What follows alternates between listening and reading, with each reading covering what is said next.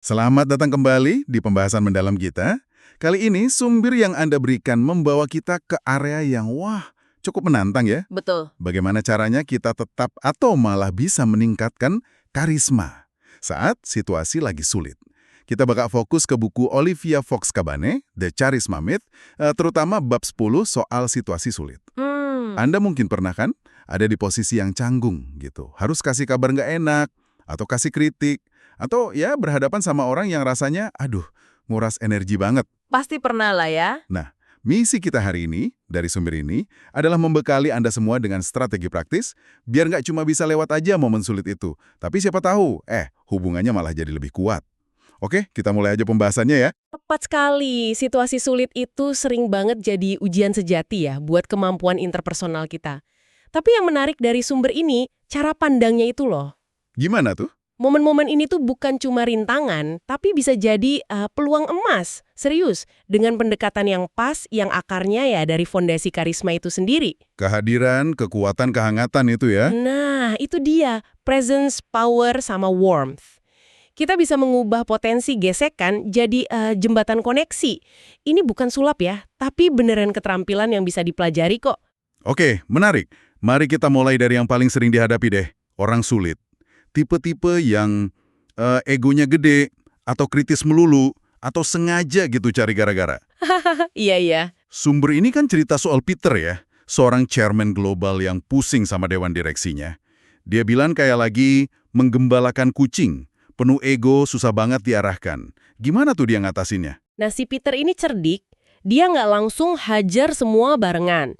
Strategi pertama yang dibahas itu pecah belah dan taklukan. Divide and conquer. Oh, kayak strategi perang ya? Mirip lah.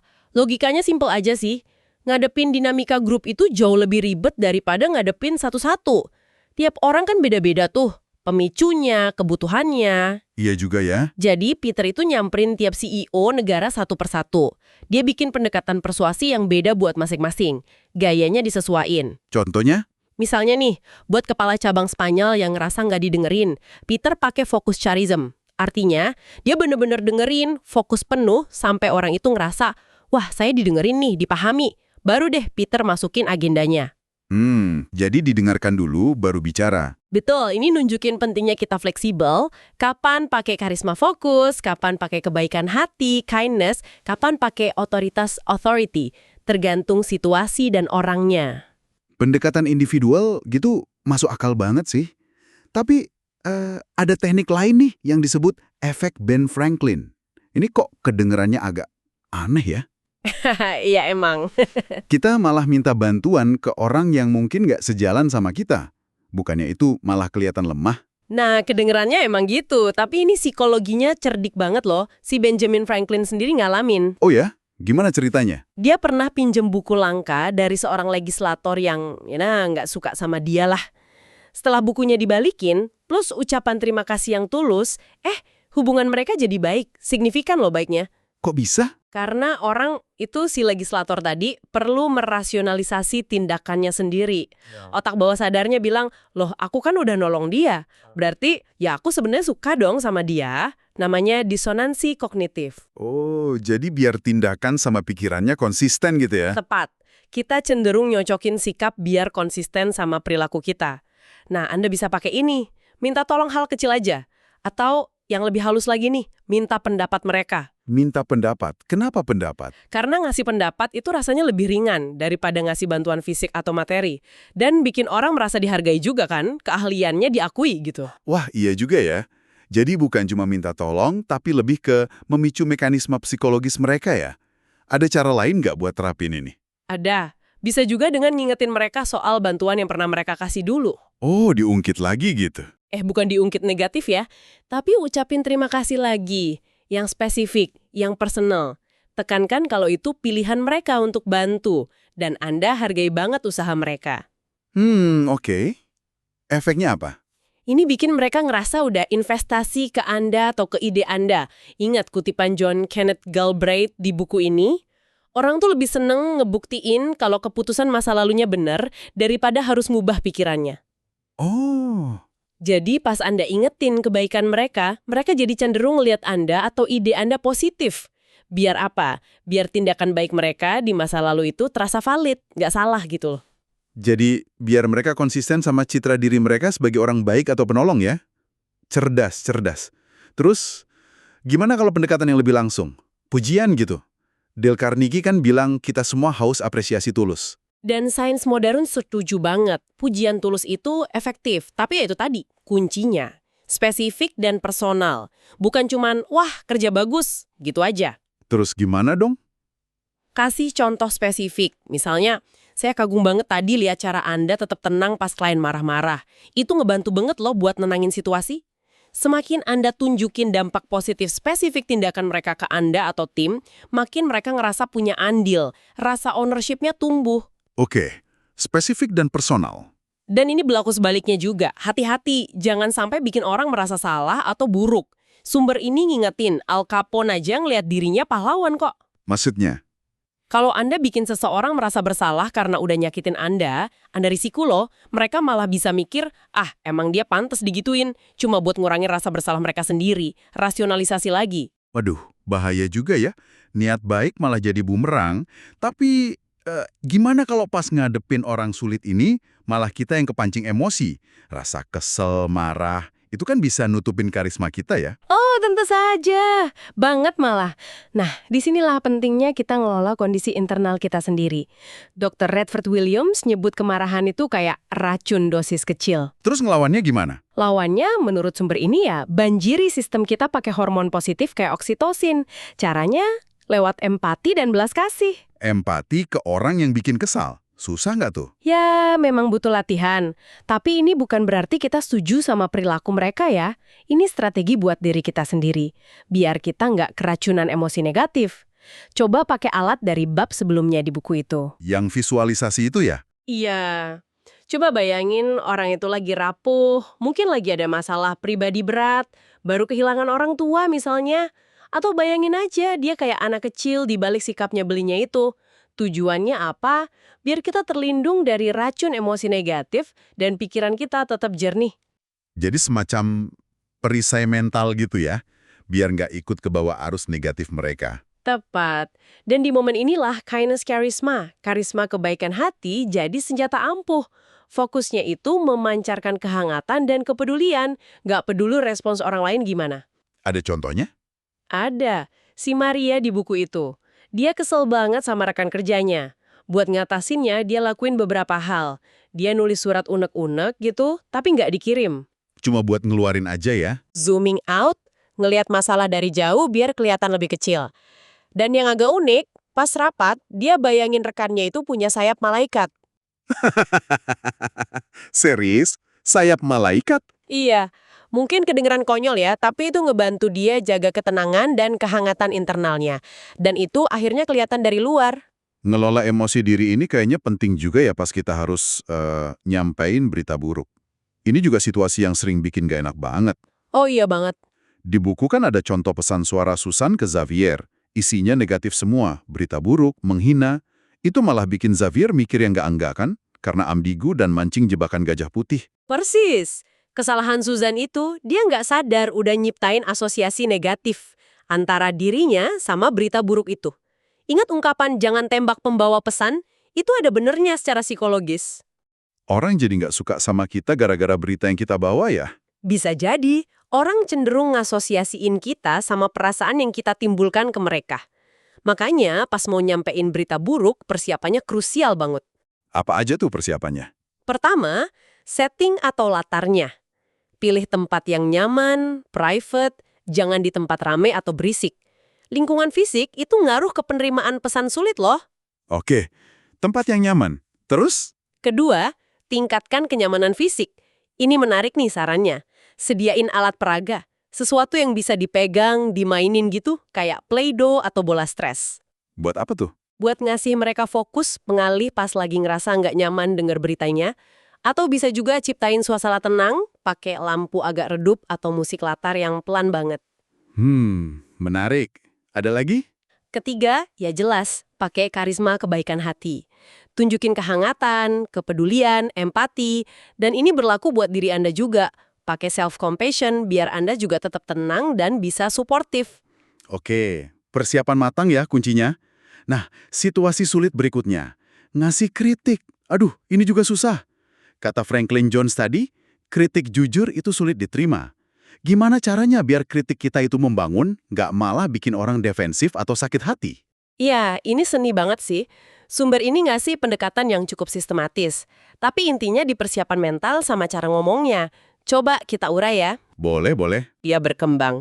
Coba bayangin ngomong ke mentor yang Anda hormati deh. Gimana kira-kira cara nyampeinnya? Niat baik ini bakal kelihatan kok dari bahasa tubuh, nada suara. Jadi niatnya dulu dilurusin ya. Betul. Terus, spesifik. Jangan kritik umum. Presentasimu jelek. Itu nyerang banget. Fokus saja ke 1-3 poin penting. Kalau terlalu banyak, orang malah bingung dan ngerasa diserang habis-habisan. Oke, spesifik. Lalu? Lalu, depersonalisasi. Kritik perilakunya, bukan orangnya. Jangan asumsi motifnya.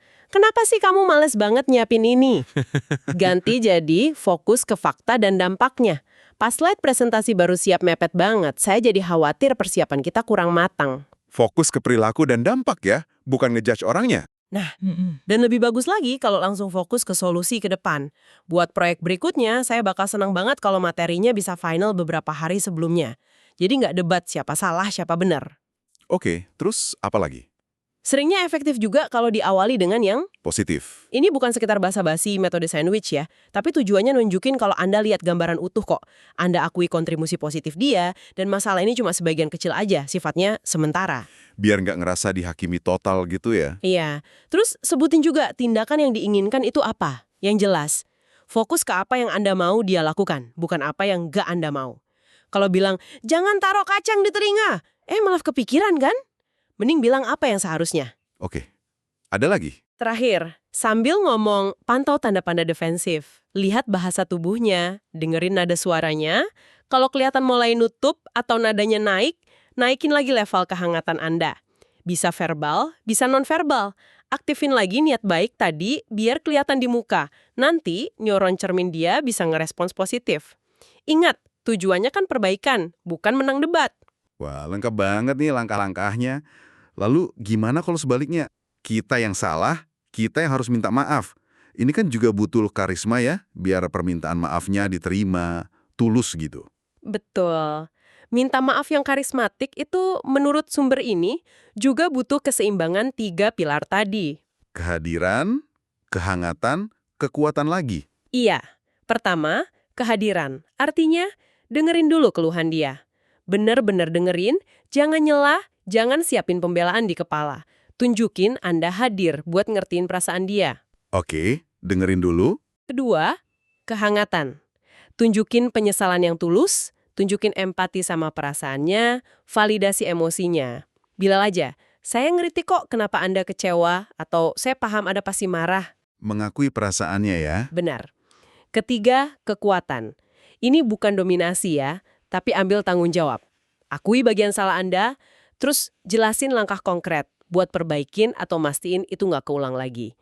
Ini nunjukin Anda kompeten, bertanggung jawab, dan bisa ngendalin situasi buat jadi lebih baik. Keseimbangan 3 ini bikin maafnya terasa utuh, kredibel. Nah, soal cara minta maafnya nih.